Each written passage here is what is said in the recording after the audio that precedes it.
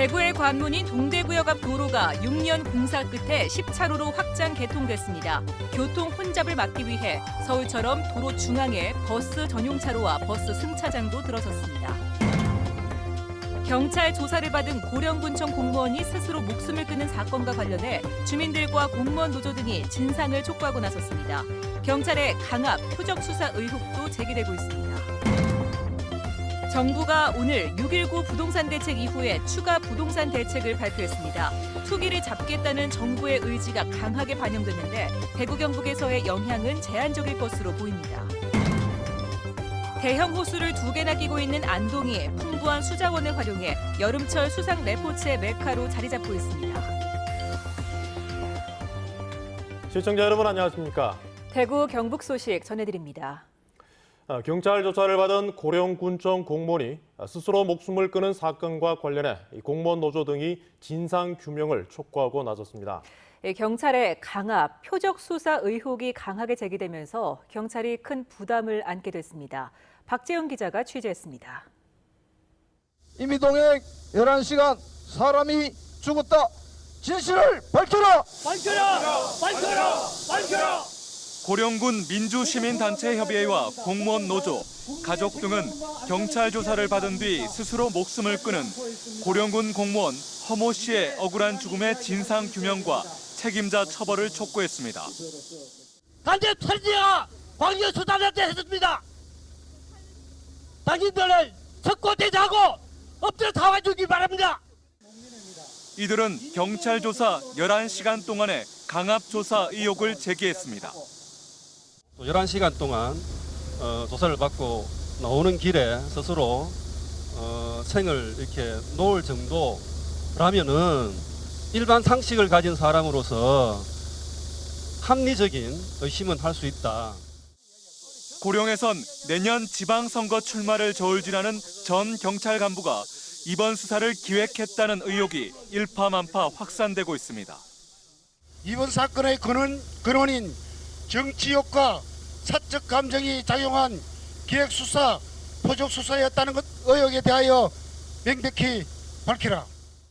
이번 사건의 실체적 진실을 규명하라는 지역사회의 요구는 점점 더 거세질 것으로 보입니다. 경찰은 제기된 모든 의혹들을 부인했습니다.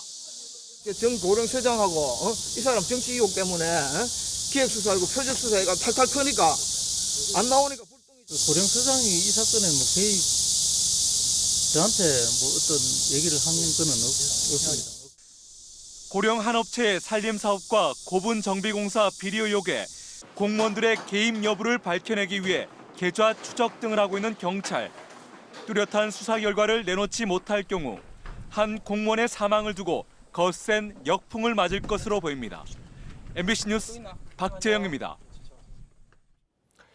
정부가 걷잡을 수 없이 뛰고 있는 집값을 잡기 위해 강력한 부동산 대책을 발표했습니다.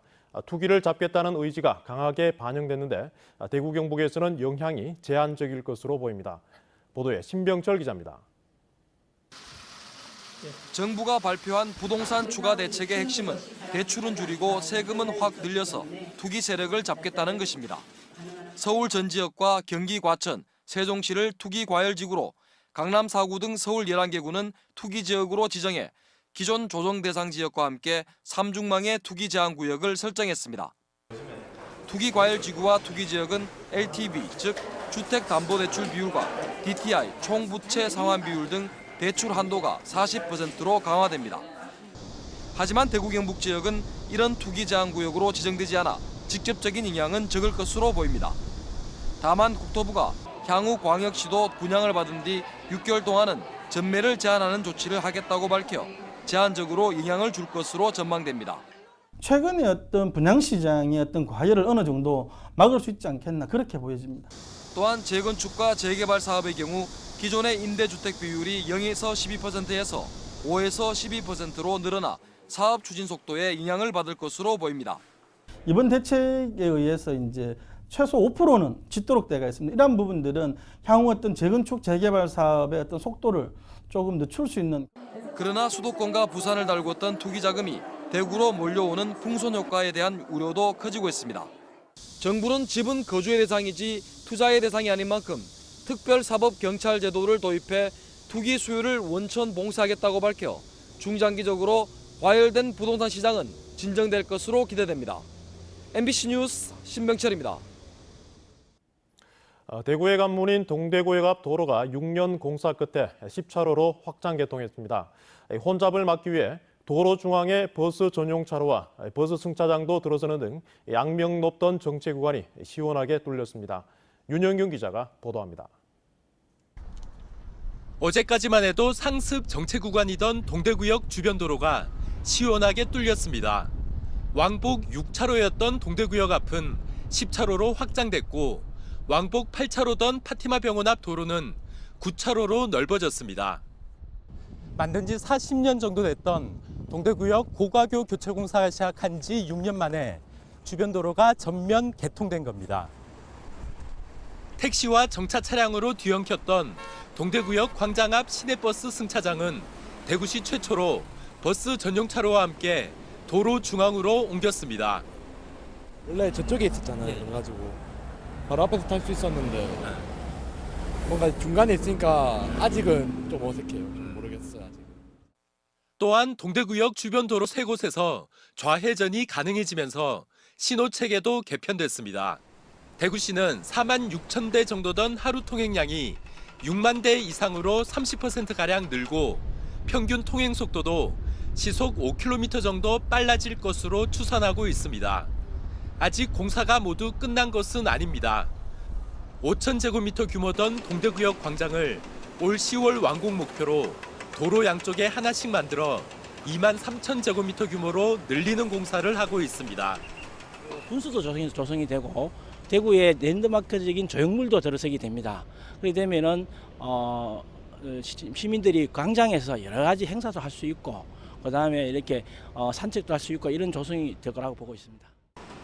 하지만 아직 택시 승차장이 마련되지 않아 대기하던 택시 기사들이 서로 승객을 태우려고 고성이 오갔고 시민들은 뙤약변 밑에서 택시 탈 곳을 찾아 우왕좌왕하는 모습도 보였습니다. MBC 뉴스 윤영균입니다. 여름 휴가철을 맞아 울릉도를 찾는 관광객이 많아졌습니다. 울릉도 오징어 축제가 오늘까지 열렸는데 육지에서는 경험할 수 없는 특이한 체험들이 관광객들을 사로잡았습니다. 이규설 기자입니다.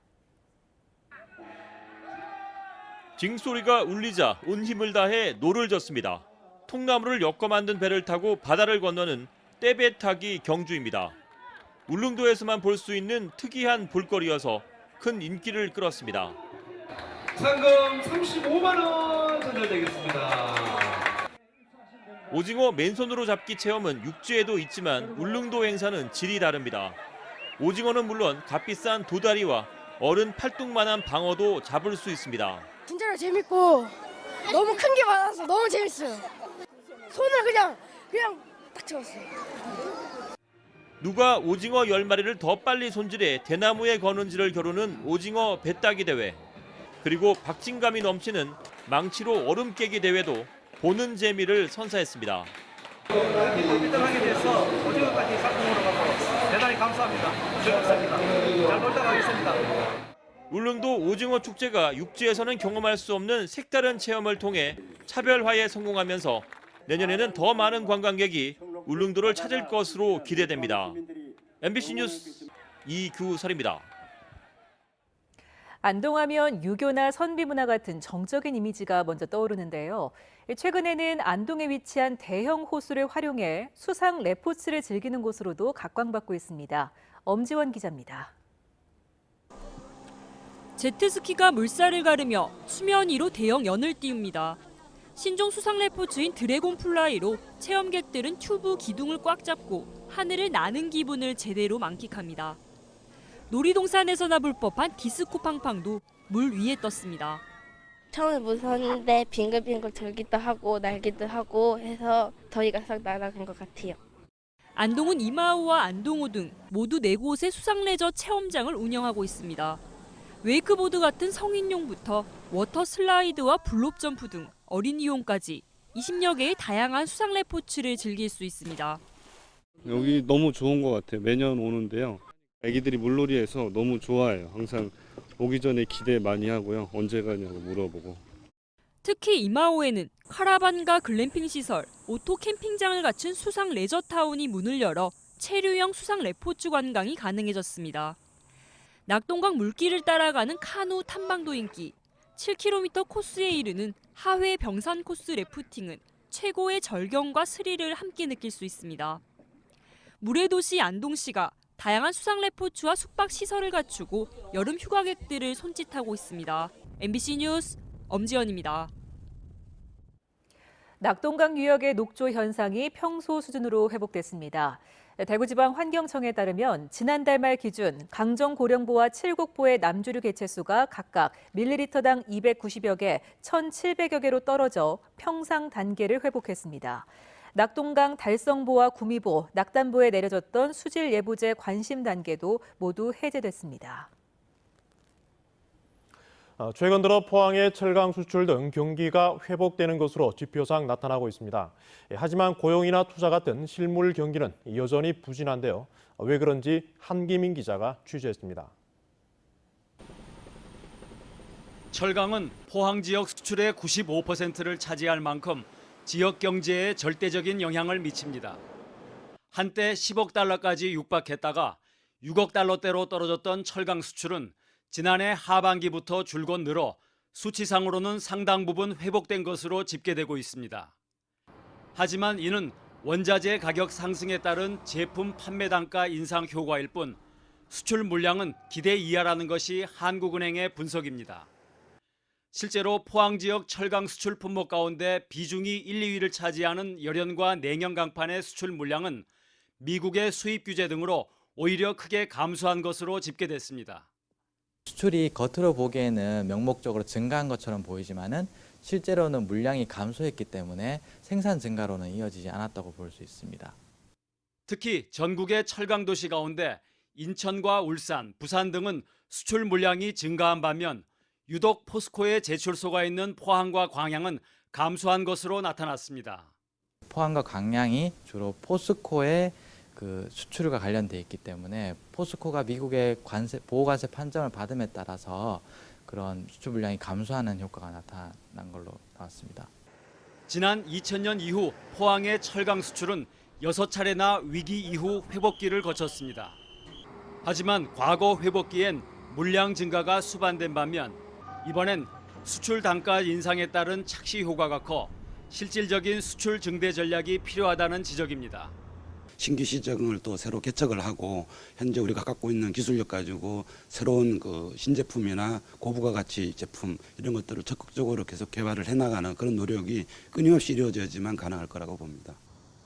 최근의 지역 경기 회복 지표는 과거와는 달리 낙관적이지 않다는 점에서 경제 주체들의 보다 신중하고 적극적인 대처가 필요해 보입니다.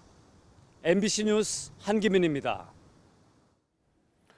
고액 기부자로 유명한 경북대 정치외교학과 재학생 33살 박철상 씨가 오늘 경북대를 방문해 앞으로 5년 동안 복현장학금 13억 5천만 원 기탁을 약정했습니다.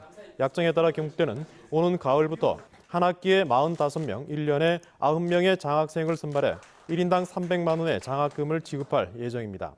박 씨는 자산 운영업을 하며 모은 돈으로 지금까지 경북대에 6억 7천여만 원의 장학금을 내놓는 등 사회단체 등에 24억 원을 기부했습니다. 지난달 28일 구미 경북교육연수원에서 열린 초등 1급 정교사 자격연수에서 이영우 경북교육감이 여교사가 최고의 신부감이라며 처녀 교사들은 값이 높다는 발언을 해 여성 비하 논란이 일고 있습니다. 특강 직후 경북교육연수원 홈페이지에는 여교사를 수동적인 객체로 규정한 시대착오적 발언이라는 연수 참여 교사들의 비판 글이 올라왔습니다. 경북교육청 측은 여교사를 격려하는 차원에서 나온 발언으로 비하나 성희롱의 의미는 없었다고 해명했습니다. 경북 영양의 풍력 발전단지 입지가 부적절하다는 대구지방환경청의 전략환경영향평가 결과가 나왔습니다. 대구환경청은 풍력발전회사인 AWP가 제출한 전략환경영향평가서를 바탕으로 현지 답사와 전문가 주민 합동조사 등을 거쳐 이같이 결론 냈다고 밝혔습니다. 대구환경청은 발전단지 예정지가 생태 자연도 1등급 지역이고 생태 연결성이 뛰어난 낙동 정맥에 자리 잡아 풍력단지 건설이 부적정하다고 결론을 내렸습니다. 더불어민주당 오준기 경북도당 위원장이 최근 청와대 정책실 선임 행정관에 임명됐습니다. 오 위원장은 정책실 소속인 균형발전 비서관실에 배치돼 지역발전위원회를 비롯한 국토균형발전 업무 전반을 다룰 것으로 알려졌습니다. 지난 2012년부터 도당위원장을 맡아온 오 위원장은 포항을 기반으로 총선과 도지사 선거에 출마한 바 있고 18대와 19대 대선에서 줄곧 문재인 후보의 경북 선대위원장을 맡아왔습니다. 소상공인연합회가 지난달 말 소상공인 사업주 500여 명을 대상으로 설문조사를 한 결과 92%가 내년도 최저임금 인상에 따라 종업원 감축이 필요하다고 답했습니다. 또 정부의 최저임금 인상 대책 방안 중 가장 실효성 있는 대책으로 절반가량이 최저임금 보전을 꼽았고 18.5%가 카드 수수료 인하를 들었습니다. 응답자의 87%는 올 들어 평균 매출이 작년보다 줄었다고 답했고 매출의 감소 이유에 대해서 36%가 경기 침체를, 23%가 인건비 상승을 꼽았습니다. 대구 경북 소식이었습니다.